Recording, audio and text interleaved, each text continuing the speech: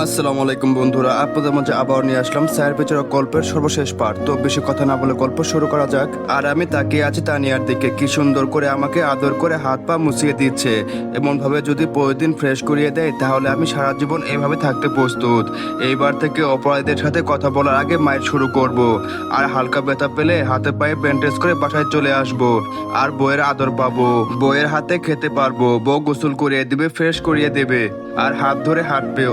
আবির, তোর মাথায় এত বুদ্ধি থেকে আসে? আমি এসব তানিয়ার দিকে তাকিয়ে ভাবছি, তখন তানিয়া বলে উঠলো, এই যে মিস্টার, আপনার তাকানো শেষ হলো, এখন আপনাকে রুমে নিয়ে যেতে পারি। তানিয়ার কথায় লজ্জা পেয়ে চোখ সরিয়ে নিলাম। তানিয়া আমাকে রুমে নিয়ে যেতে যেতে বিড় করে বলল, এখন অনেক রোমান্টিক ভাবে আমার দিকে তাকিয়ে থাকবে, আর একটু পরে আমার সাথে ভাব দেখাবে। ইচ্ছে করে হাত পা যেগুলো ভালো আছে সেইগুলো ভেঙে দিই, কিন্তু কি আর করবো, জামাই বলে কথা, তাই একটু মায়া আসে। এই বলতে বলতে আমাকে বিছানায় হেলান দিয়ে বসিয়ে বলল, এই নাও তোমার ফোন টিপতে থাকো, আমি গোসল করে তোমার জন্য খাবার নিয়ে আসতেছি। আর আমি আবারও ভাব দেখে কিছু না বলে ফোনটা নিয়ে টিপতে লাগলাম। আর তানিয়া হন হন করে ওয়াশরুমের দিকে যেতে লাগলো আর বলছে, কি খোঁজছো রে বাবা রে? না না না, পুরো একটা লুচু। আমি কি বিয়ের আগে লুচুর সাথে বলতাম?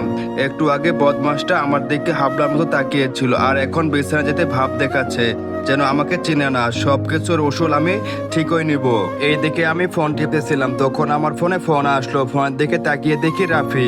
আমি ফোনটা রিসিভ করতে রাফি বলে উঠলো, মামা কি অবস্থা, শরীর এখন কেমন আছে? আমি বললাম, এই তো মামা ভালো, তোর কি অবস্থা? রাফি বলল, মামা আর বলিস না, আর হয়তো আমারে পাতা দিচ্ছে না, কি করবো বল মামা? আমি বললাম, তুই কি করতে পারবি? রাফি বলল, মানে মানে হলো তুই কি আমার মতো আরোহীর পিছনে ঘুরতে পারবি? রাফি বলল, ভাই আমার জাস্ট আরোহীকে ভালো লাগে, তাই বলে তার পিছনে ঘুরে নিজেকে অসম্মান করতে পারবো না, লাগবে না এমন ভাবোয়ালি মেয়ে। একটু কথা বলতে গেলে মুখ পেরিয়ে নেই। আমি বললাম, তাহলে আর প্রেম করা লাগবে না। রাফি বলল, ওই বেটা, আমি কি প্রেম করবো নাকি? আমি বললাম, তা হালা কি করবি? রাফি বলল, বিয়ে করবো, কিন্তু এটার আগে তার কাছ থেকে জানতে চাইছিলাম সে আমাকে পছন্দ করে কিনা, কিন্তু সে তো ভাব দেখিয়ে চলে যাচ্ছে। ভাই একটা কাজ কর, এসব তাল বাহানা না করে আরোহীর বাবার কাছে বিয়ের প্রস্তাব নিয়ে যা, এটাই ভালো হবে। রাফি বলল, এটা করতে হবে, কিন্তু বাবাকে কিভাবে বলবো? আমি বললাম, আচ্ছা আমি সময় করে সবকিছু আঙ্কেলকে বলে দেব। রাফি বলল, ওকে দোস্ত, তোকে এই কথার জন্য ফোন দিয়েছিলাম। আমি বললাম, শালা সরাসরি বললেই তো হয়, রাখ শালা, এটা বলে ফোনটা কেটে দিলাম। এইদিকে আমার কথা শেষ হতে দেখি তানিয়া ওয়াশরুম থেকে গোসল করে বের হয়েছে। হ্যালো বন্ধুরা, আমার এই ছোট চ্যানেলটা বড় করার জন্য আপনাদের সাপোর্ট প্রয়োজন, তাই যারা এখনো আমার এই চ্যানেলটি সাবস্ক্রাইব করেন নাই অবশ্যই সাবস্ক্রাইব করে দিবেন। তো গল্প শুরু করা যাক। তখনই আমি বললাম, এই যে আম্মুকে বলবেন আমার জন্য খাবার আনতে, অনেক ক্ষুধা লাগছে। এইবার তানিয়া আমার দিকে তাকিয়ে একটা মুচকি হাসি দিয়ে মাথা নাড়িয়ে চলে গেল নিচে। একটু পর আমি দেখি তানিয়া খাবার আনছে। আমি বললাম, এই আপনি কেন আমার জন্য খাবার আনলেন? তানিয়া বললেন, তো আমি আনবো না, কে আনবে? আমি বললাম, কেন? আমি তো আম্মুকে আনতে বলছি, আম্মু আনবে। তানিয়া বলল, এত চিৎকার করে লাভ নাই, আম্মু আসবে না, আম্মু একটু পাশের বাসার আন্টিদের কাছে গিয়েছে। আমি বললাম, ছেলে ক্ষুধা লেগেছে আর ছেলেকে না খেয়ে পাশের বাসায় গিয়েছে আড্ডা দিতে, এখন আমি খাবো কেমনে? আমার পেটে যে ইঁদুর দৌড়াচ্ছে। তানিয়া বলল, কেন? আমি আসছি তো কি করতে? আমি থাকতে আমার বোন না খেয়ে থাকবে, এটা কখনো হতে পারে না। আমি বললাম, আমি আপনার হাতে খাবো না, তাছাড়া আপনি আমাকে খাওয়ালে আপনার পাপা হবে, কারণ আমি একটা খুনি, সো আপনার উচিত খুনি থেকে দূরে থাকা। তানিয়া বলল, এই যে ভাবওয়ালা, বেশি ভাব নিবেন না, বুঝলেন? আমি আগেও বলছি আমার ভুল হয়েছে, এখনো বলছি আমার ভুল হয়েছে, তাই এইবারের মতো ক্ষমা করে দাও। আপনি কোনো ভুল করেননি, আপনি ঠিক ধরেছেন, আমি একটা খুনি। তানিয়া বলল, ও একটু বেশি বেশি হয়ে যাচ্ছে, এখন খাবার খাবে নাকি চলে যাব? আমি বললাম, খাবার রেখে যান, আর আম্মু আসলে আমার কাছে পাঠিয়ে দিন। তানিয়া বলল, ওকে, আমি খাবার রেখে যাচ্ছি, বাট আম্মু আসবে না। আমি বললাম, কেন আসবে না বলবেন? আমি না খেয়ে আছি, আমাকে খাইয়ে দিতে বলবেন। তানিয়া বলল, আমি তো একটু আগে বলছি, তখন আম্মু আমাকে ধমক দিয়ে বলে, বউ থাকতে আমি কেন খাইয়ে দিব? ওর যদি এত ভাব তাহলে না খেয়ে থাকতে পারে, এতে আমার সমস্যা নাই। এটা বলে আম্মু চলে গেল। আমি বললাম, আম্মু এটা বলতে পারলো? তানিয়া বলল, বলতে পারলো না বলছে। আমি এখন ভাবতে লাগলাম, শালার অনেক ক্ষুধা লাগছে, এখন কি করি? না খেলে তো মাথা ঠিক থাকবে না। তানিয়া বলল, এত কি ভাবছো, এখনো সময় আছে, আমি খাইয়ে দিব নাকি চলে যাব? দেখো, যদি রেখে চলে যায় তাহলে আরো বললেও খাওয়াবো না। রাগ শুধু তোর একাই না, আমারও আছে। এই কেমন বউ আনলাম, যেখানে যে রাগ করার কথা সেখানে উল্টো সে আমার প্রতি রাগ দেখাচ্ছে। না বাবা, যে রাগী এখন না খেলে মনে হয় পেটে আর ভাত পড়বে না। আমি মুখটা মলিন করে বললাম, থাক থাক থাক, আর কষ্ট করতে হবে না, দেন খাইয়ে দিন, অনেক ক্ষুধা লাগছে। আমার কথা শুনে তানিয়া একটা হাসি দিয়ে মনে মনে বলল, এই তো চান্দু, এইবার লাইনে এসেছো। তারপর তানিয়া আমার পাশে বসে প্লেট হাতে নিয়ে আমার মুখে সামনে খাবার নিয়ে গেল, আর আমি হাঁ করতে তানিয়া হাত পিছনে নিয়ে গেল। আমি বললাম, কি হলো, হাত পিছনে নিয়ে গেলেন কেন? তানিয়া বলল, এত সহজে খাবো না, আগে আমাকে তুমি করে বলতে হবে।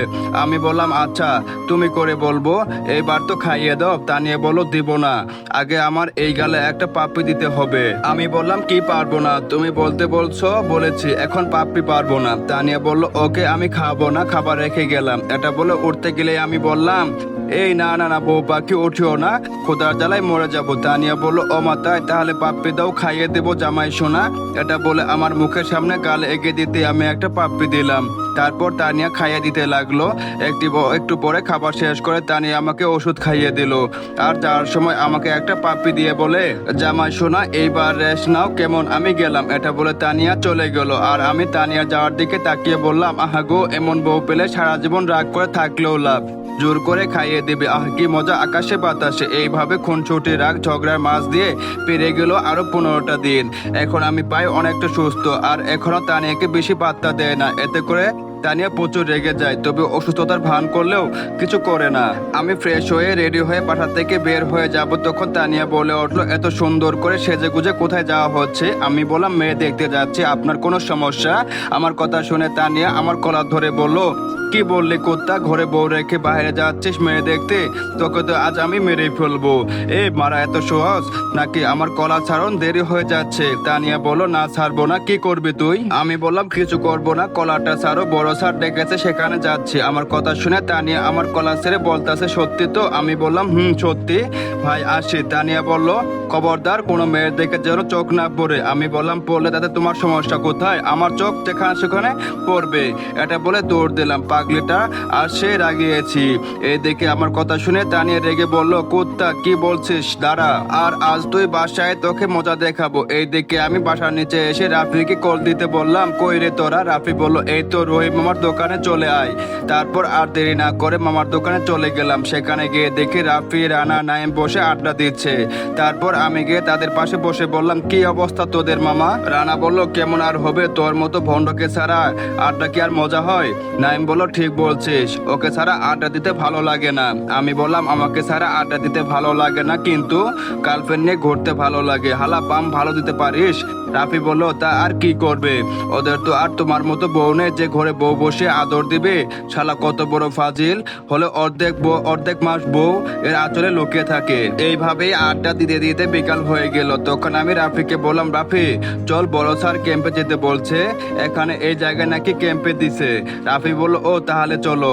তারপর রানা আর নাইমকে বিদায় দিয়ে চললাম ক্যাম্পের উদ্দেশ্যে। কিছুক্ষণ পরে চলে আসলাম। তারপর স্যারের সামনে গিয়ে বললাম, আসসালামু আলাইকুম স্যার, কেমন আছেন? স্যার বলল, ওয়ালাইকুম আসসালাম, ভালো, তোমরা কেমন আছো? আর আবির, তোমার শরীর এখন কেমন আছে? আমি বললাম, আলহামদুলিল্লাহ স্যার, ভালো আছি। স্যার বলল, আসো, তোমাদের সাথে কিছু কথা আছে। এটা বলে স্যারের সাথে আমরা দুজন এক কোণায় বসে পড়লাম। রাফি বলল, জি স্যার, এখন বলেন। স্যার বলল, দেখো রাফি আর আবির, তোমরা যদি মনে করো নাসিম এবং নিজাম এদেরকে মেরে শহরকে সন্ত্রাসী মুক্ত করেছো, তাহলে এটা ভুল। রাফি বলল, জি স্যার, আমরা তো এটা কখনো মনে করিনি, কারণ এরা হচ্ছে অপরাধের গোড়া, এদের তো ঢাল আছে, তাই না? স্যার বলল, কিন্তু আমার মনে হচ্ছে এটার চেয়েও বেশি। আমি বললাম, মানে স্যার? স্যার বলল, মানে হলো, তোমরা যেই দিন নাসির আর নিজাম চৌধুরীকে মারলাত, পরের দিন থেকে বাংলাদেশের মাফিয়া সিস্টেম ভিলেন নাম একজন নিজের দখলে নিয়ে নিয়েছে। স্যারের মুখে এমন কথা শুনে আমি রাফির দিকে, আর রাফি আমার দিকে তাকাচ্ছে। তখন আমি একটা হাসি দিয়ে বললাম, স্যার এখন তাহলে কি করা আছে? স্যার বলল, তাকেও এদের মতো অবস্থা করবা। আমি বললাম, তাহলে স্যার সবাই নতুন চেয়ারে বসেছে, একটু চেয়ারে আরাম করে নেই, তারপরে ওর যদি আকাম কুকাম পায় তাহলে সোজা উপরে পাঠাই দেব। ওকে, তোমরা যেমনটা মনে করো। তারপর স্যারের সাথে কথা শেষ ওখানে রাত 8টা পর্যন্ত থেকে। স্যারের থেকে বিদায় নিয়ে বাসার দিকে রওনা হলাম। তখন রাফি বলল, দোস্ত এখন কি নিজের সাথে নিজে ফাইট করবি? আমি বললাম, নিজের সাথে নিজে ফাইট করব মানে? রাফি বলল, আরে স্যার যে বলো ভিলেনকেও ওদের মতো করতে, এখন কি করবি? আরে ধুর, স্যার বলেছে, আর করতে হবে নাকি? আগে ওর অপরাধ থাকতে হবে। হবে, আর যেটা সে মানে আমি করব না। আমি এখন মাফিয়া জগৎকে আমার মতো সাজাবো। সেখানে হবে না কোনো অন্যায় অত্যাচার, হবে শুধু অন্যায়ের বিরুদ্ধে প্রতিবাদ, অসহায় মানুষের পাশে দাঁড়ানো। রাফি বলল, ভাই তুই একটা জিনিস। তারপর রাফির সাথে কথা বলতে বলতে কখন যে বাসায় সামনে চলে এসেছি নিজেও জানি না। তারপর গাড়ি থেকে নেমে রাফিকে বিদায় দিয়ে বাসায় ঢুকে রুমের দিকে যাব, তখন বাবা বলল, ওই দাঁড়া। আমি দাঁড়িয়ে গেলাম। বাবা বলল, এত রাত পর্যন্ত কোথায় ছিলি? আমি বললাম, এত রাত কোথায় বাবা, সবাই তো 9টা বাজে। বাবা বলল, তুই এখনো সুস্থ হস নাই, তার মধ্যে বাসা থেকে সেই দুপুরবেলা বের হলি আর এখন আসলি, একটু আক্কেল থাকা দরকার। বাসায় বউ আছে, ওটা কি মাথায় নেই? আমি বললাম, স্যার ডেকেছিল, স্যারের কাছে গিয়েছিলাম, তাই একটু দেরি হলো। আচ্ছা রুমে যা, ফ্রেশ হ, খাবার খেতে নিচে। বাবার কথা মতো আর কিছু না বলে আমি রুমের থেকে ফ্রেশ হয়ে খাবার খেতে গেলাম টেবিলে। তারপর সবাই মিলে খাবার শুরু করলাম। আর তখন আর চোখে তানিয়ার দিকে তাকাতে দেখি সে আমার দিকে চোখ গরম করে তাকিয়ে খাবার খাচ্ছে। তাই আমি তার দিকে আর না তাকিয়ে তাড়াতাড়ি খাবার খেয়ে রুমে এসে বিছানায় বসে ফোন টিপতে লাগলাম। একটু পর রুমে কারো উপস্থিতি টের পেয়ে সামনের দিকে তাকাতে আমি অবাক হয়ে গেলাম। আর কারণ আমি দেখছি তানিয়া হাতে একটা লাঠি নিয়ে রুমে এসে দরজা বন্ধ করে দিতেছে। আমি বললাম, এই আপনি দরজা বন্ধ করতেছেন কেন?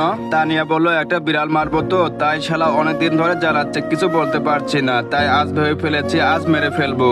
তানিয়ার এমন কথা শুনে আমি একটা ঢোক গেলে বললাম, বিড়াল মানে? এখানে কই বিড়াল দেখতে পাচ্ছি না তো। আমার কথা শুনে তানিয়া আমার দিকে একটা শয়তানি হাসি দিয়ে আস্তে আস্তে বলল, তুমি কই দেখবা বিড়ালটাকে? আমি দেখতেছি, সে এখন আমার সামনে আছে। আমি এই কথা শুনে বিছানা থেকে যখন উঠতে যাব তখন তানিয়া আমার পেটের উপর এক লাফে উঠে গেল। আমি বললাম, ও মা গো বাঁচো, আমার উপর আটার বস্তা পড়লো যে। তানিয়া বলল, কি বললি কুত্তা? আমি আটার বস্তা? আমি বললাম, না আলুর বস্তা। তানিয়া বলল, কুত্তা, তোর এত বড় সাহস, আমাকে বলছিস আলুর বস্তা? তোকে আজ বেগে পেয়েছে ছাড়বো না। অনেকদিন ধরে এই দিনটার জন্য অপেক্ষা ছিলাম। আমি বললাম, মানে? দাঁড়াও বাবু দেখাচ্ছি। এটা বলে আমাকে আর কিছু বলার সুযোগ না দিয়ে তানিয়া আমার ঠোঁটের উপর হামলা চালিয়ে দিল।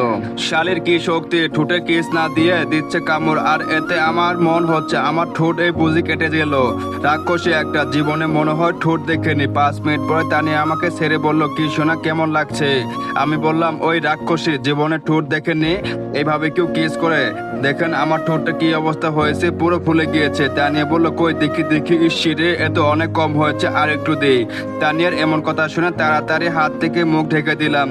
কি ডাইনি রে, এমনটা কেন করছিস? এতদিন অনেক জ্বালিয়েছিস, আজ সব সুদে আসলে নিয়ে নিব। আমি বললাম, ওঠেন আমার উপর থেকে, আমি এই রুমে থাকবো না। আপনি একটা লুচ্চি মেয়ে, না জানি কখন আমার ইজ্জতের উপর হামলা দিবেন।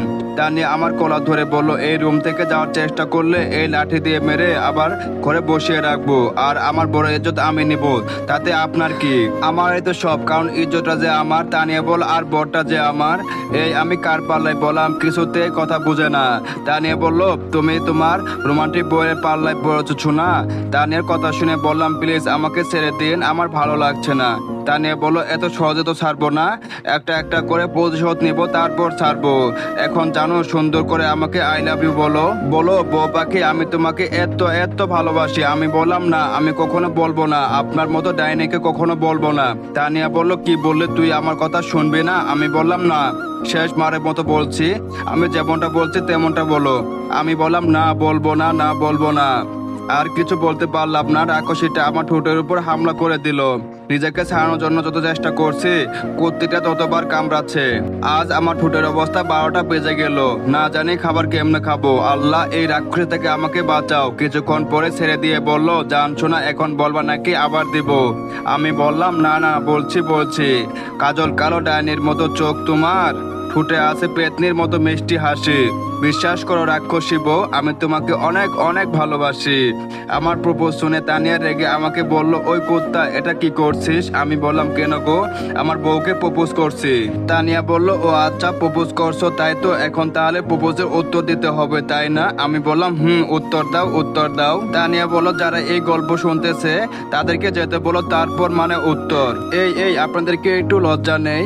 মেয়েটি আপনাদের জন্য তার জামাইকে আই লাভ ইউ বলতে পারতেছে না, তো তাদের জন্য দোয়া করবেন যেন তাদের বিবাহিত জীবনটা অনেক সুখের থাকে। গল্পের মাঝে ভুল ত্রুটি হলে অবশ্যই ক্ষমা চোখে দেখবেন। আর হ্যাঁ, সবাই সুস্থ থাকবেন, ভালো থাকবেন। গল্প এখানে শেষ। আসসালামু আলাইকুম।